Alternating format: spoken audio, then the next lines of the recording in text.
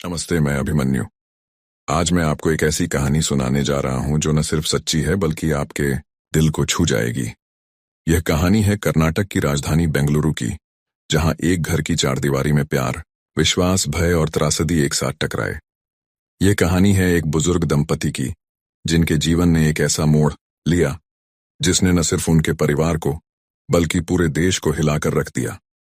तो आइए इस कहानी में डूबते हैं और महसूस करते हैं हर उस भावना को जो इस घटना के पीछे छिपी है। 5 अप्रैल 2025 शाम के करीब 4:30 बजे बेंगलुरु के पॉश इलाके एचएसआर लेआउट में एक 3 मंजिला मकान की सीढ़ियों के पास एक लाश पड़ी है, खून से लथपथ, चादर में लिपट्टी, पास में एक चाकू, एक टूटी बोतल और हवा में सन्नाटा जो चीख चीख कर कुछ कहना चाहता है। पुलिस कंट्रोल रूम को एक फोन आता है। आवाज कहती है, एक राक्षस को मार दिया गया है, आकर देख लीजिए। यह कोई साधारण कॉल नहीं थी। यह एक ऐसी घटना की शुरुआत थी जिसने कर्नाटक पुलिस को सकते में डाल दिया। लाश थी ओम प्रकाश की। 68 साल के ओम प्रकाश, जो कभी कर्नाटक के डीजीपी थे। एक ऐसे शख्स जिन्होंने अपनी जिंदगी कानून और व्यवस्था को समर्पित कर दी। बिहार के चंपारण जिले के एक छोटे से गांव परसोनी से निकलकर बनारस हिंदू विश्वविद्यालय तक का सफर तय किया। 1981 में यूपीएससी क्लियर कर आईपीएस बने और फिर कर्नाटक कैडर में अपनी सेवाएं दी। 2015 में डीजीपी बने और 2017 में रिटायर हुए। उनकी जिंदगी एक मिसाल थी, गर्व, मेहनत और समर्पण की। लेकिन आज वही ओम प्रकाश अपने घर में खून से सनी लाश बनकर पड़े थे। कहानी को समझने के लिए हमें कुछ महीने पीछे जाना होगा। एक दिन उसी एचएसआर लेआउट के पुलिस स्टेशन में एक बुजुर्ग महिला आती है। उम्र करीब 65 साल, सलीके से साड़ी पहने, चेहरे पर गंभीरता और आंखों में डर। वह थी पल्लवी, ओम प्रकाश की पत्नी। पुलिस वालों ने पूछा, मैडम क्या बात है, हम आपकी कैसे मदद कर सकते हैं? पल्लवी ने कांपती आवाज में कहा, मेरे पति के हाथ में हर वक्त बंदूक रहती है। वो मुझे और मेरी बेटी को मार डालेंगे। प्लीज उन्हें गिरफ्तार कर लीजिए। यह सुनते ही पुलिस स्टेशन में सन्नाटा छा गया। एक सिपाही ने थाना इंचार्ज के कान में फुसफुसाया, साहब, ये कर्नाटक के पूर्व डीजीपी की पत्नी हैं, सोच समझकर बात कीजिए।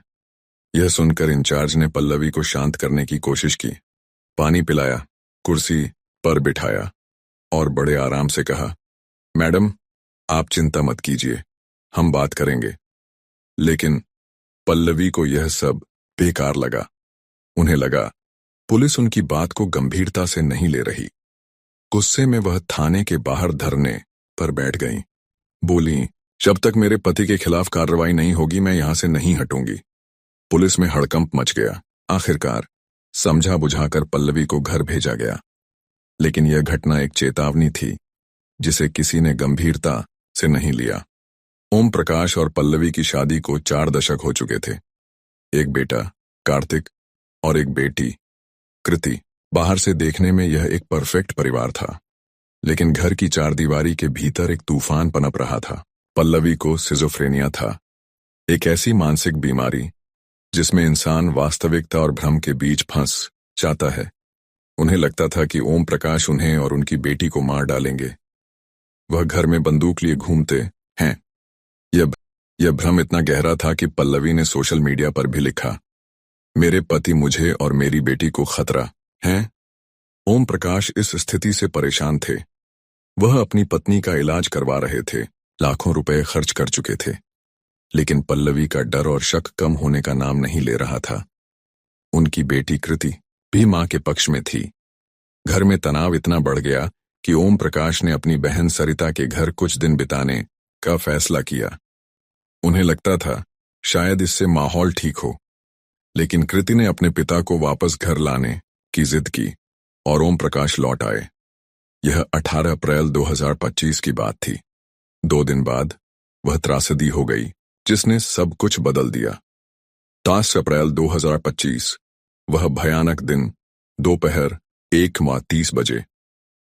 ओम प्रकाश अपने घर में खाना खाने बैठे थे। मछली का स्वादिष्ट व्यंजन उनके सामने था। पल्लवी उनके सामने बैठी थी। माहौल सामान्य लग रहा था, लेकिन अचानक पल्लवी ने ओम प्रकाश की आंखों में मिर्ची पाउडर झोंक दिया। ओम प्रकाश छटपटाने लगे, उनकी आंखें जल रही थीं। वह उठकर भागने की कोशिश करने लगे, लेकिन पल्लवी के हाथ में चाकू था। एक के बाद एक उन्होंने ओम प्रकाश के सीने, पेट और गर्दन पर 12 वार किए। खून बह रहा था और ओम प्रकाश जमीन पर गिर पड़े। पल्लवी और कृति, जो उस वक्त मौके पर थी, ने तसल्ली से देखा कि ओम प्रकाश की सांसें थम चुकी हैं। फिर वे अपने कमरे में चली गईं और दरवाजा बंद कर लिया। करीब 1 घंटे बाद उसी घर से 112 नंबर पर कॉल गया। एक राक्षस को मार दिया गया है, आवाज ने कहा। पुलिस मौके पर पहुंची। ओम प्रकाश की लाश देखकर हर कोई सन्न रह गया। उनके बेटे कार्तिक को पड़ोसी ने फोन किया, जो उस वक्त कर्नाटक गोल्फ एसोसिएशन में था। कार्तिक दौड़ता हुआ घर पहुंचा। उसने पुलिस को बताया, माँ और बहन का पापा से अक्सर झगड़ा होता था। माँ को लगता था कि पापा उन्हें मार डालेंगे। पिछले 1 हफ्ते से माहौल बहुत खराब था। पुलिस ने पल्लवी और कृति को हिरासत में लिया। प्राथमिक जांच में पता चला कि पल्लवी का सिजोफ्रेनिया और उनके भ्रम इस हत्याकांड की जड़ थे। लेकिन क्या यह सिर्फ एक बीमारी का नतीजा था, या सालों से दबा हुआ गुस्सा, डर और अविश्वास इस हद तक बढ़ गया था कि एक पत्नी ने अपने पति की जान ले ली? ये सवाल आज भी अनुत्तरित हैं। ये कहानी सिर्फ एक हत्याकांड की नहीं है। ये कहानी है प्यार के टूटने की, विश्वास के चकनाचूर होने की, और एक ऐसी बीमारी की जो न सिर्फ इंसान को बल्कि पूरे परिवार को खा जाती है। ओम प्रकाश, जो कभी कर्नाटक के सबसे बड़े पुलिस अधिकारी थे, अपने ही घर में सुरक्षित नहीं थे। पल्लवी, जो शायद कभी अपने पति से बेहद प्यार करती थीं, उसी प्यार को भ्रम में बदलते देख रही थीं। और कृति, जो अपनी मां के डर को अपना सच मान बैठी। इस कहानी में दर्द है एक पति का, जो अपनी पत्नी को बचाने की कोशिश में हार गया। अफसोस है उस पुलिस स्टेशन का जिसने पल्लवी की चेतावनी को गंभीरता से नहीं लिया। और उम्मीद है कि शायद इस त्रासदी से हम कुछ सीख सकें कि मानसिक स्वास्थ्य को उतनी ही गंभीरता से लिया जाए जितना शारीरिक स्वास्थ्य को, कि परिवार में बातचीत, विश्वास और समझ की कमी कितनी खतरनाक हो सकती है। दोस्तों, यह कहानी सुनाने का मकसद किसी को परेशान करना नहीं है। ये एक कोशिश है कि हम अपने आसपास के लोगों को समझें, उनके दर्द को सुनें और समय रहते मदद करें। क्योंकि अगर हमने ऐसा नहीं किया तो शायद एक और ओम प्रकाश, एक और पल्लवी और एक और कृति की कहानी दोहराई जाएगी।